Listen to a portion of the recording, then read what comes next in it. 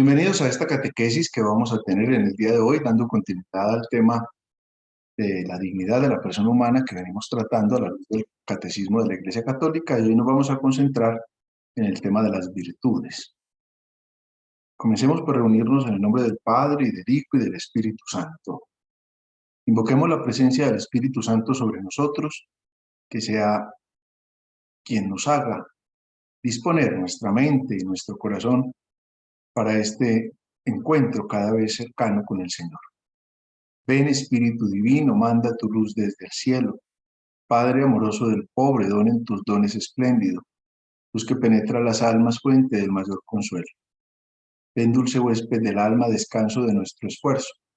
Tregua en el duro trabajo, brisan las horas de fuego. Gozo que enjuga las lágrimas y reconforta en los duelos. Entra hasta el fondo del alma, divina luz, y enriquécenos. Mira el vacío del hombre si tú le faltas por dentro. Mira el poder del pecado cuando no envías tu aliento. Riega la tierra en sequía, sana el corazón enfermo, lava las manchas, infunde calor de vida en el hielo. Toma el espíritu indómito, guía al que tuerce el sendero. Reparte tus 7 dones según la fe de tus siervos. Por tu bondad y tu gracia, dale al esfuerzo su mérito. Salva al que busca salvarse y danos tu gozo eterno. Amén. Vamos a trabajar entonces hoy el tema de las virtudes, sabiendo que hacen parte de la realidad de cualquiera de nosotros como creyentes en Cristo. Las tenemos que considerar, las tenemos que meditar, las tenemos que trabajar permanentemente en nuestra vida.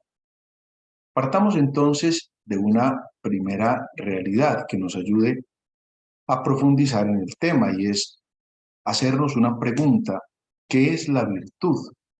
Si quisiéramos nosotros encontrar una afirmación a lo que la virtud significa, sabiendo lo que San Pablo advierte en la carta a los Filipenses en el capítulo 4, versículo 8.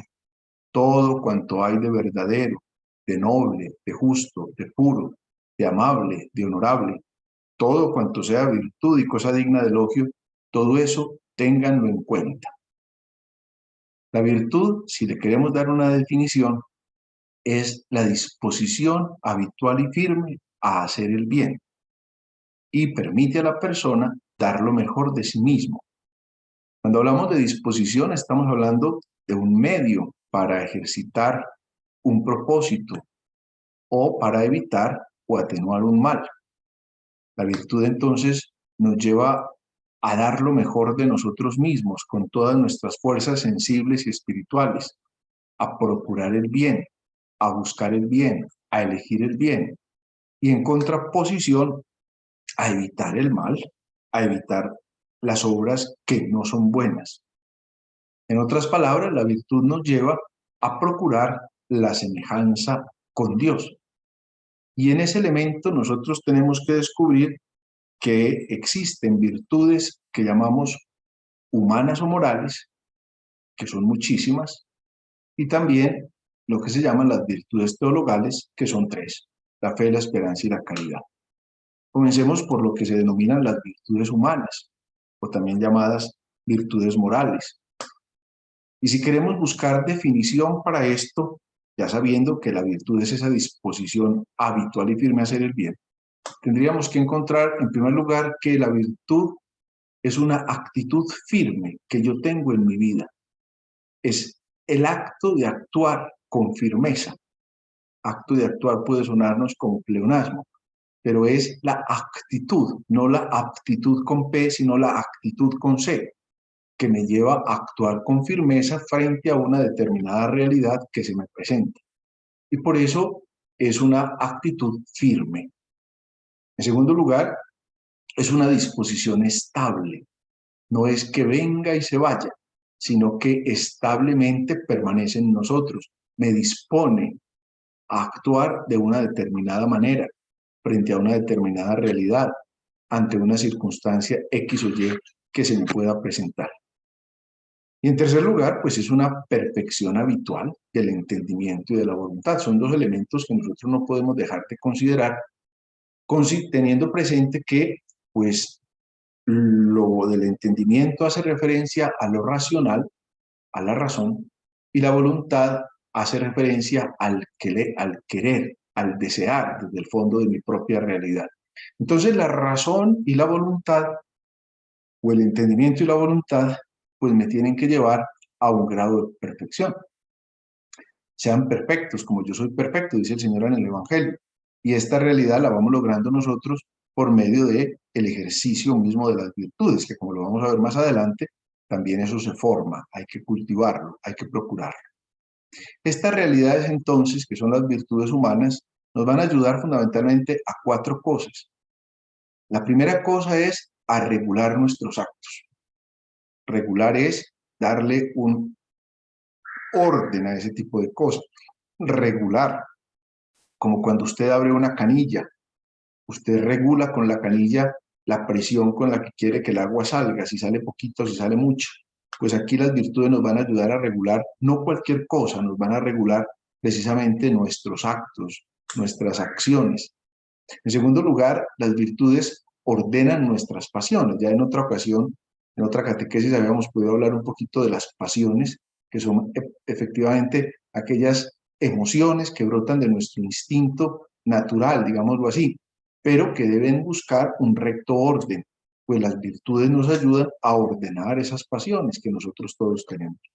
En tercer lugar, nos ayudan a guiar nuestra conducta, porque obviamente si estamos eligiendo el bien y evitando el mal, pues nos va a guiar en nuestro modo de proceder. ¿Cómo conduzco mi vida? ¿De qué manera voy procediendo en mi quehacer cotidiano? Y en tercer lugar, proporciona facilidad, dominio, gozo frente a lo que yo tengo que obrar, que se va a denominar como moralmente bueno o moralmente malo. Me va a facilitar la elección que tengo que hacer, me va a ayudar a dominar mi mente y mi voluntad frente a las cosas y en conclusión me va a dar un gozo profundo que lo adquiere el que practica libremente el bien.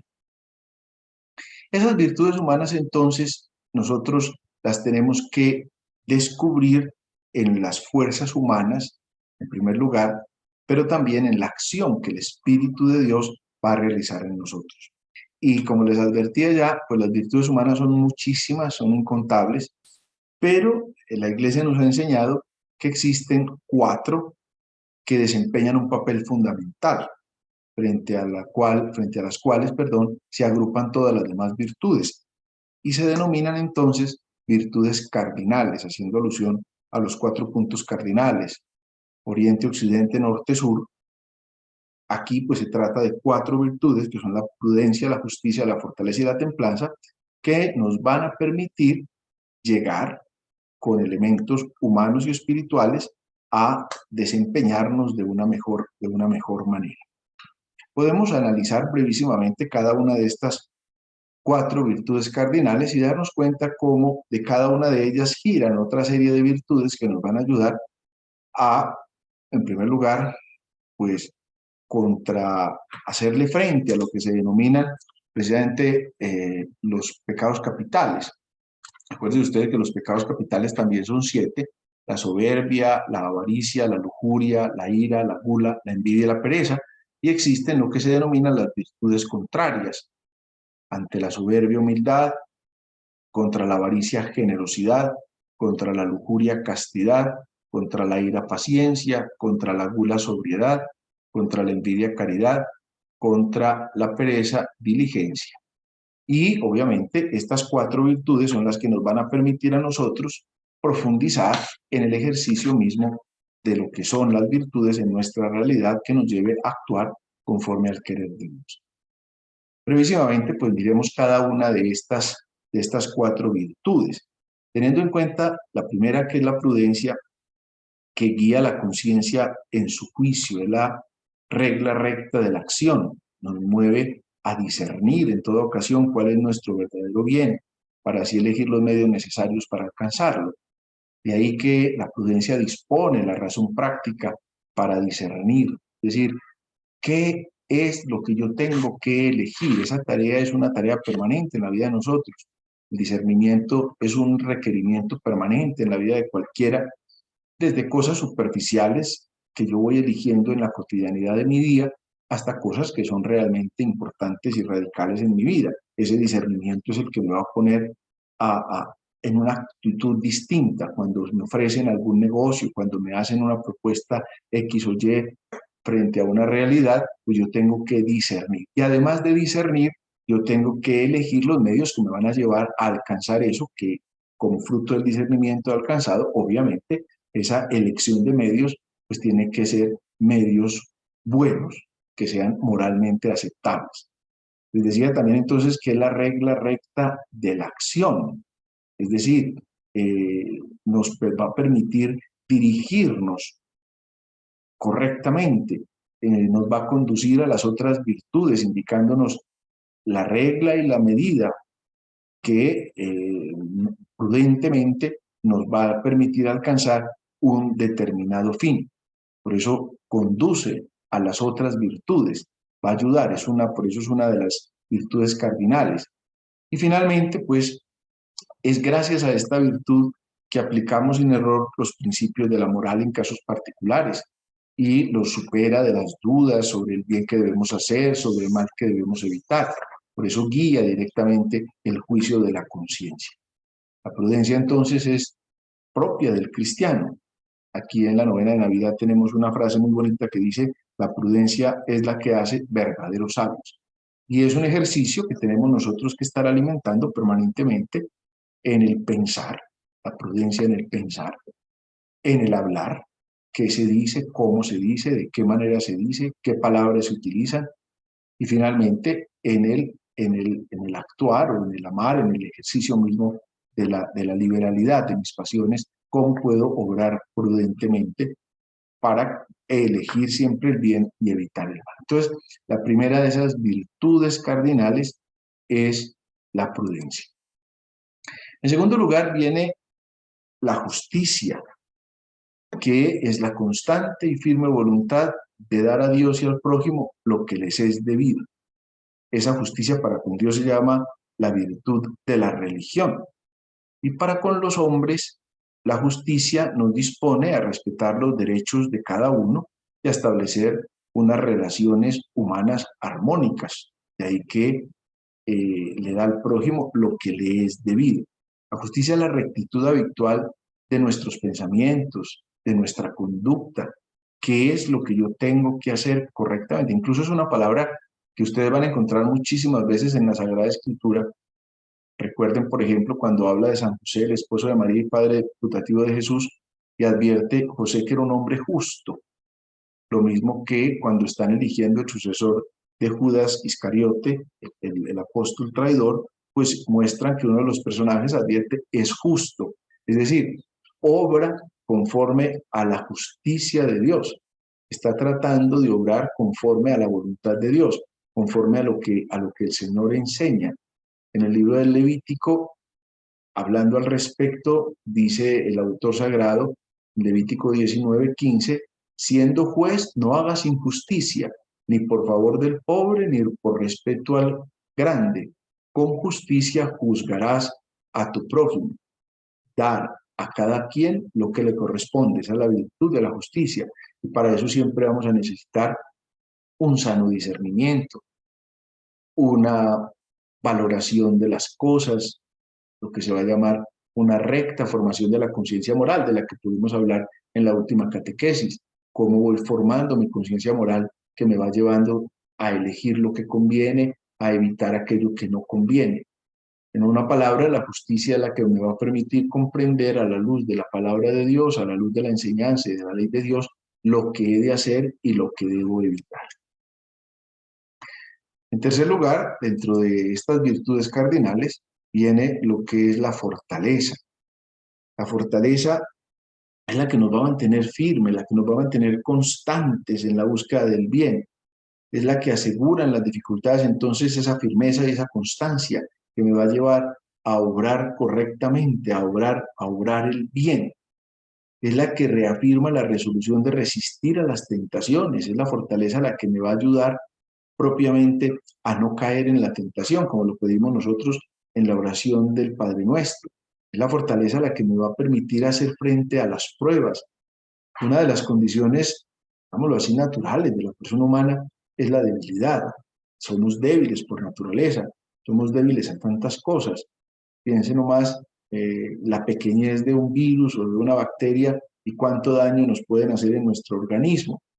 Piense cómo una palabra negativa, una mentira grande que hagan contra nosotros nos debilita con tanta facilidad, cómo hay tantas cosas que nos atemorizan y cómo el Señor en la palabra nos pide precisamente estar fuertes frente a esas situaciones que podemos denominar pruebas que se nos van presentando y cómo la fortaleza va alimentada precisamente a la luz de la fe, que es otra de las virtudes de la que vamos a hablar más adelante porque es una virtud teologal, pero es a partir de la fe y de la confianza que se tiene en el Señor que podemos nosotros encontrar la fuerza necesaria para resistir a las tentaciones, para hacer frente a las pruebas, para superar con firmeza y constancia las cosas que no nos convienen, para mantenernos en esa búsqueda permanente y mantenernos en el bien obrar, lo que dentro de los frutos del Espíritu Santo se va a denominar propiamente la longanimidad. Fortaleza la que nos va a ayudar a mantener también dentro de esos frutos lo que es la continencia, lo que es la modestia, de las que ya hemos podido hablar en otra ocasión, en otra catequesis que hemos tenido.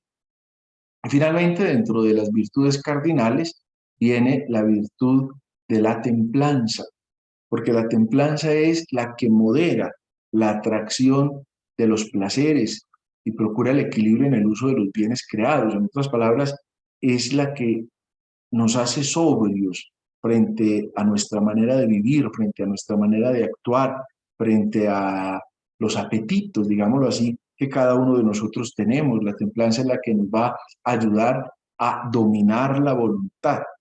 Esto es una realidad que permanentemente nosotros tenemos que ir trabajando en la moderación de todo.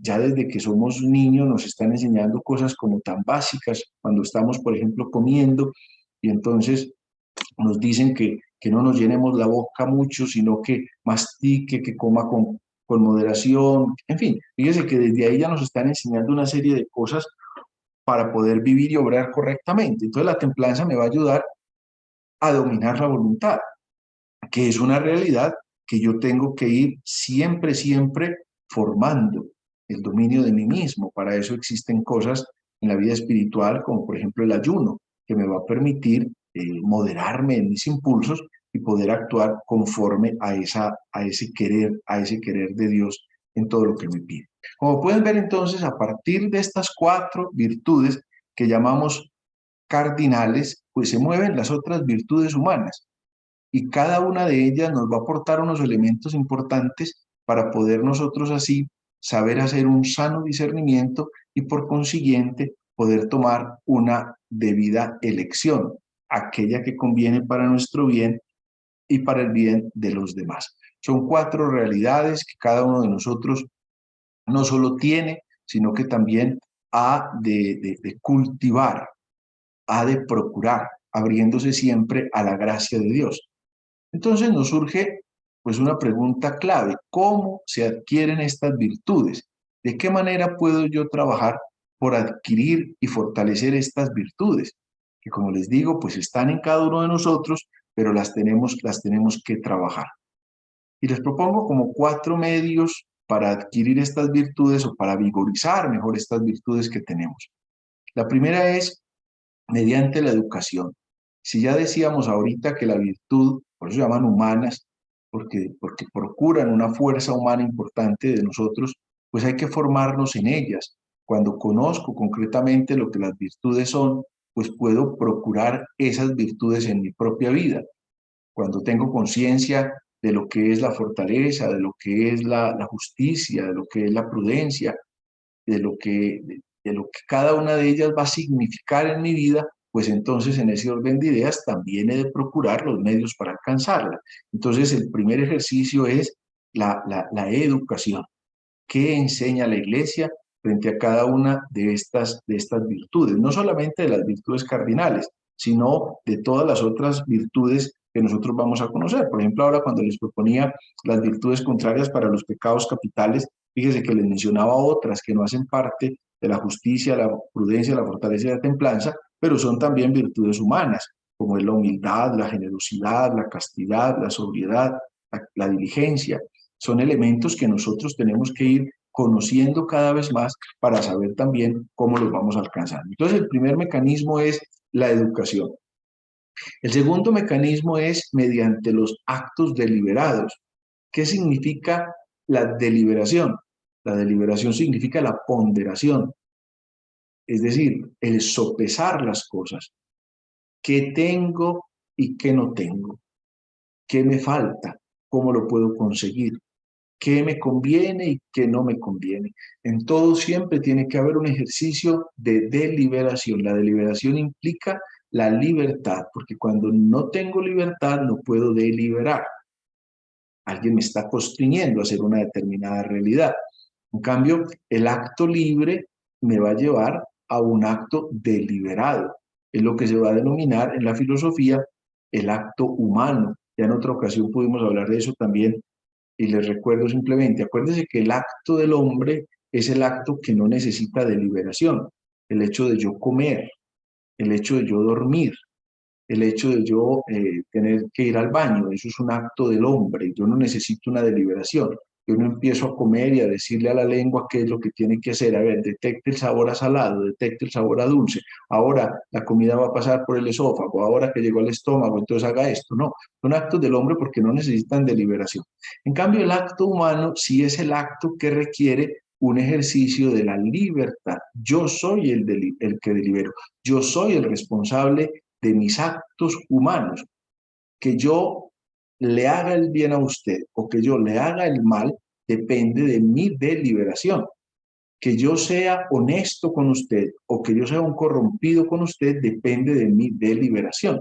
Entonces, cuando estamos hablando de un modo concreto de adquirir o de fortalecer estas virtudes humanas, pues tenemos que darnos cuenta que por medio de la deliberación conveniente de los actos estoy fortaleciendo esas virtudes, cuando estoy procurando que esos actos deliberadamente me lleven a obrar el bien y por consiguiente a evitar el mal. El tercer mecanismo es mediante la perseverancia, porque la perseverancia es el procurar constantemente el bien. Iniciar las cosas es muy fácil, perseverar en las cosas no. Es la perseverancia la que me va a permitir a mí aprender cada vez más a hacer las cosas convenientemente. Cada uno de nosotros pues habrá tenido en su vida muchas realidades importantes. El problema no es empezar, el problema es perseverar. El problema no es empezar a ser un profesional. Cuando termino y me gradúo y me dan un diploma en la universidad, pues sí, ya ahí soy un profesional, pero es la experiencia misma del ejercicio profesional el que me va indicando qué clase de profesional soy. Aquí hay un adagio común que dice, hay muchos doctores, pero poco doctos. Es decir, es la formación en la perseverancia de una determinada profesión la que me va haciendo docto frente a esa realidad. Quien empezó una vida matrimonial, pues el problema no es el día que la empieza, sino el poder perseverar en el día a día, en la salud, en la enfermedad, en la alegría, en la tristeza, en la pobreza o en la riqueza. Fíjese que es ahí donde yo voy perseverando y obviamente buscando formarme más y más en esa realidad matrimonial. Y así cada uno de los ejemplos que queramos poner, pero es mediante la perseverancia que yo voy adquiriendo y fortaleciendo las virtudes humanas que ya tengo. Y el cuarto mecanismo, sin duda, es un elemento esencial porque es la ayuda de Dios. Si bien es cierto que las virtudes son humanas y que parten de esa realidad o de esa fuerza humana, que la educación me ayuda y que la deliberación de los actos me ayudan y la perseverancia que yo le pongo me ayuda, también es la ayuda de Dios la que forja el carácter y es la que me ayuda en la práctica del bien. ¿Por qué? Porque Dios es el sumo bien. Y ahí que el hombre virtuoso es aquel que pretenda simplemente agradar a Dios. Es conocedor de su fragilidad, es conocedor del pecado que lo habita, pero también es conocedor de la gracia que necesita para poder entrar en esa búsqueda y en esa adquisición de las virtudes. La necesidad entonces de pedir siempre esa gracia de la luz de Dios que nos fortalece, que viene gracias a la oración, que viene gracias a los sacramentos, que viene gracias a la meditación asidua de la palabra de Dios, que viene gracias a la cooperación fraterna de los hermanos, del dolor por el otro, al deseo de amar y de ser caritativo con el otro. Ahí, esa es la ayuda de Dios que me lleva propiamente a esta práctica de lo que son las cosas buenas. Además, entonces, de esas 4 virtudes que llamamos cardinales, o virtudes humanas o morales, prudencia, justicia, fortaleza y templanza, vienen también lo que se denominan las virtudes teologales. Las virtudes teologales, pues, son las que fundan, animan y caracterizan el obrar moral. ¿Por qué? Porque son las que nos identifican propiamente con Dios. De hecho, las virtudes teologales son infundidas por Dios dentro de cada uno de nosotros. Son la garantía de la presencia del Espíritu en nuestra propia vida, es la acción del Espíritu Santo permanentemente en nuestra vida.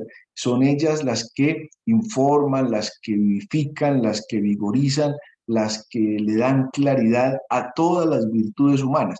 No hay virtud humana o virtud moral que no dependa de las virtudes teologales. Yo no sería capaz de fortalecerme en unas virtudes humanas si no tengo cada vez mayor apertura a la acción del Espíritu que infunde en mí estas que denominamos virtudes teologales. Son teologales porque vienen de Dios. Teo en griego significa Dios. Entonces las virtudes teologales son infundidas por Dios en el alma de cada uno de nosotros y por eso hay que pedirlas insistentemente al Espíritu Santo. Hay que pedirlas con insistencia y hay que abrirnos para poder recibir esas virtudes teologales. Y esas virtudes teologales son 3. La una es la fe, la otra es la esperanza y la otra es la caridad. Cada una de ellas también ha tenido un signo. La fe tiene el signo de la cruz, la esperanza tiene el signo del ancla y la caridad pues tiene el signo del corazón. Cuando nosotros pensamos en la virtud teologal de la fe, es aquella por la que creemos en Dios y en todo lo que Dios nos ha dicho y revelado por medio de Jesucristo o por medio de la iglesia. Tengamos en cuenta que la fe ya es de por sí una respuesta a la revelación obrada por Dios en Jesucristo y en la acción del Espíritu. La fe no es que dependa de la nada. La fe es o tiene como punto de arranque lo que Dios ha revelado. A la acción de Dios, que se llama revelación, viene la reacción del hombre, que se llama fe. De ahí que San Pablo en la carta a los Romanos, cuando la está iniciando en el capítulo 1, dice, es que el justo vivirá por la fe. Porque es en la medida en que quiero procurar responder a Dios que esa fe se va fortaleciendo en mi propia vida. Se vuelve una realidad no solo, digámoslo así, conceptual, como que aprendo cosas en mi mente ya. Se ejercita precisamente en lo que se llama las obras de misericordia, al punto que el apóstol Santiago, en su carta, en el capítulo 2, advierte que la fe sin obras está muerta. Incluso dice, muéstrame tu fe sin obras, que yo por mis obras te mostraré la clase de fe que yo tengo. Entonces, el discípulo de Cristo no solamente como que guarda la fe, sí, esto es lo que Dios me dice, esto es lo que yo creo, sino que también la profesa, la testimonia, la difunde, es decir, la da a conocer en la medida en que esta experiencia de Dios me ha ido llenando de su gracia, me ha ido fortaleciendo con su gracia. En esa misma medida yo siento la necesidad de que muchos otros conozcan la experiencia de fe. Y es ahí donde somos llamados todos, nosotros los bautizados, a ser evangelizadores, a ser misioneros, a dar a conocer la buena nueva del reino. Cuando terminan los evangelios de Mateo, Marcos y Lucas, especialmente, el Señor les dice, ahora sí, vayan a todas partes y anuncien el reino de Dios. Anuncien la buena nueva. Vayan y den a conocer el evangelio. Eso no se puede quedar solamente allá, en la experiencia o en el envío misionero que Jesús hizo de algunos, sino que tiene que ser una realidad en todos nosotros, porque como bautizados estamos llamados a testimoniar la fe. Si para mí la fe es realmente una experiencia fortalecedora, enriquecedora, una experiencia gozosa, ¿cómo yo no voy a compartir esa experiencia de fe con las otras personas, particularmente con aquellas que me están mucho más cercanas? Entonces, la primera de esas virtudes teologales es la fe. La segunda de esas virtudes teologales es la esperanza. La esperanza es la virtud teologal por la cual nosotros aspiramos al reino de los cielos, es decir, aspiramos a la vida eterna, aspiramos a la felicidad eterna. Dios quiere que seamos felices y lleguemos al conocimiento pleno de la verdad. Es el anhelo de la verdadera felicidad, que lo vamos a manifestar nosotros dentro de los frutos del Espíritu Santo, con el fruto que se llama el gozo. Fíjense ustedes que en esto la Sagrada Escritura nos da claridad cuando nos advierte San Pablo, es que en esperanza fuimos salvados. ¿Por qué? Porque es gracias a los auxilios del Espíritu Santo que nosotros podemos estar fortalecidos en la esperanza, es la que nos lleva a no desesperar, al poder procurar en todo esa felicidad que de Dios viene, en purificarnos de aquello que no nos conviene, en sostenernos ante los desfallecimientos, en crecer en medio de la caridad, en el ejercicio de todo lo que son los frutos del Espíritu, porque es la esperanza la que está ahí, constante. Estamos esperando en el Señor. Es la esperanza la que nos tiene que ayudar a nosotros a encontrarnos con la gracia del Señor. Y esa esperanza hay que alimentarla, se alimenta en la oración. De modo particular, piensen ustedes en la oración del Padre Nuestro, donde se resume toda la esperanza que nos hace desear en la oración simple del Padre Nuestro. ¿Qué es lo que esperamos en el Señor? Todas esas gracias que nosotros nos han sido prometidas, que van a tener su plenitud precisamente en la visión del cielo, como lo va a manifestar el libro del Apocalipsis. Porque la esperanza entonces nos lleva a pensar en ese momento de glorificación, de estar unidos a Cristo en la gloria del cielo, esperar contra toda esperanza, como dice la Sagrada Escritura. Y la última de las virtudes teologales es la caridad, por la cual nosotros amamos a Dios sobre todas las cosas y amamos al prójimo, que como Cristo nos enseñó en el Evangelio, pues es el mandamiento principal. El amar a Dios con toda la mente, con toda la fuerza, con todo el ser, y el amar al prójimo como a nosotros mismos. Ese es el mandamiento nuevo, mandamiento que nos lleva a darle sentido y calidad a lo que nosotros somos y a lo que nosotros hacemos.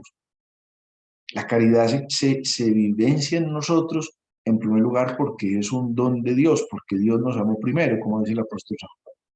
La caridad es la experiencia sublime de la misericordia de Dios en nuestra vida. El poder experimentar nosotros el amor que Dios nos da en la acción creadora permanente, en la acción redentora que se repite permanentemente en nuestra vida cotidianamente y en la acción santificadora que realiza en nosotros el Espíritu Santo. Y ahí que la caridad es superior a todas las virtudes. Es la primera de todas las virtudes teologales. Incluso el mismo San Pablo advierte en la primera carta a los Corintios, en el capítulo 13, ahora subsisten la fe, la esperanza y la caridad, estas tres, pero la mayor de todas ellas es la caridad. Y más adelante agrega, la fe y la esperanza terminarán, porque cuando lleguemos a Dios, pues ya no tenemos que esperar nada más. Pero la caridad permanece precisamente porque Dios, como lo dice San Juan, porque Dios es amor.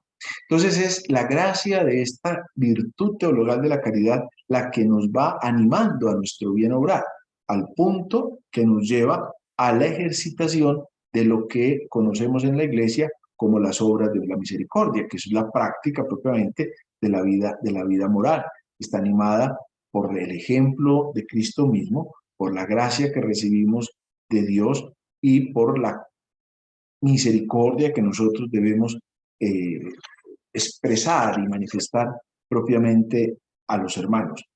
En el amor nosotros vamos a encontrar propiamente la plenitud. Como pueden ver entonces, estas virtudes nos tienen que tocar permanentemente en nuestro quehacer como personas humanas.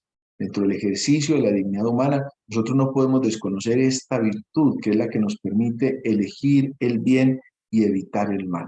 Y para eso contamos con lo que Dios nos da pero sobre todo contamos con el ejercicio que nosotros vamos haciendo por ir procurando, por ir fortaleciendo estas virtudes. Acuérdese que son esas disposiciones habituales y firmes para nosotros poder hacer convenientemente lo que a Dios le agrada.